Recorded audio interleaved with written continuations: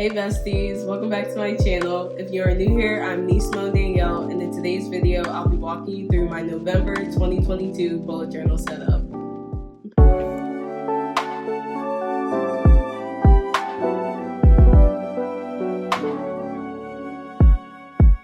I created this Bujo with me series to walk you through each step I take when creating my bullet journal layouts and spreads. Personally, I feel like a lot of bullet journaling and plan with me videos don't actually show or talk about the actual process of planning and setting up bullet journal layouts. It's more so watch me create my spreads with little to no explanation while I talk about my life. This series, however, is informative and a great resource for beginners and advanced bullet journalists. My goal is to inspire your creativity when bullet journaling and also make it tangible to recreate or try on your own. Step 1 is deciding on my concept and vibe for the month. This includes figuring out what theme I'm going for and the colors I want to work with. As always, I use Pinterest to find majority of my inspiration and save everything to my bullet journaling board, which is linked in the description. This November, I decided on a cozy theme since the weather is getting cooler and it's just about time to break out the sweaters. I'm a Taurus, so I love all things comfy and cozy, especially during the colder months like candles, sweaters, hot tea, good books, and blankets. Step 2 is the layout. My spreads usually range from 15 to 20 pages, but I've been leaning more towards 20-page spreads recently. You can add or remove pages as you see fit for your monthly layout. This month I'm doing a 20-page layout, and the layout contains a quote page, cover page, 2-page calendar spread, gratitude log, another quote page, habit tracker, mood tracker, 4 2-page weekly spreads, a 1-page weekly spread, another quote page, and a November memories recap page.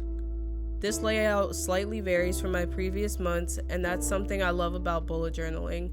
You can repeat the layouts that work for you or switch up things anytime you want or need a change. Once everything is laid out, I can solidify my color palette, and I do this by testing the colors I want to use in a separate notebook so I can decide what colors and how many of them I want to include in the palette. I personally recommend using no more than 10 colors, and I don't count black and white because I use them all throughout.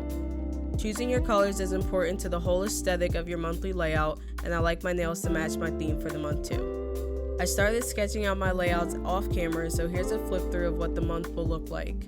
I go into more details about sketching in my September setup video, and it'll be linked down below if you'd like to check it out after this video. I'm using a new notebook, and it did not come with a grid guide, so I made one on my own to map out the spacing in this book. Your sketch is like your rough draft, and like me, you may end up changing some things when you get to outlining. Hey bestie, if you made it this far, show some love by giving this video a big thumbs up, subscribe if you haven't already, and comment down below if there's anything else you'd like to know. Now, back to the video. Next is outlining. All my outlines are always done in black ink. Micron and gel pens are my favorite to use for this part, and I use various kinds. All the supplies I use in this video, along with my bullet journaling faves, will be linked in the description. Your designs get set in stone during the outlining process, and you really start to see it all come together. Be sure to take your time during this step, but if you make a mistake when outlining, just roll with it. It's impossible to make everything completely perfect, and once it's all done, you barely notice the little mistakes. Now it's time to color and bring this spread to life. This is the fun part and my favorite part of the whole process because it just brings each spread and the whole layout to life. I basically use the same 2 kinds of markers each time, which are my Tombow markers and Crayola Super Tips. Washi tape also made an appearance in this layout. I don't use it often, but I love seeing it all come together and then getting to fill it out throughout the month. If there are any specific pages you want to see in detail, let me know in the comments below.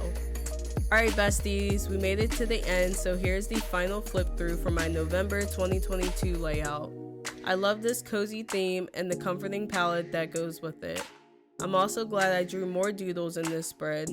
It just adds to the authenticity of the whole layout, and I feel like stickers would have thrown it off a little bit, especially because these pages are like ivory and not pure white. I hope you enjoyed this video, found it helpful, and are inspired to use this layout, theme, or one of the spreads in your bullet journal. As always, thank you so much for watching, and I will see you in my next one.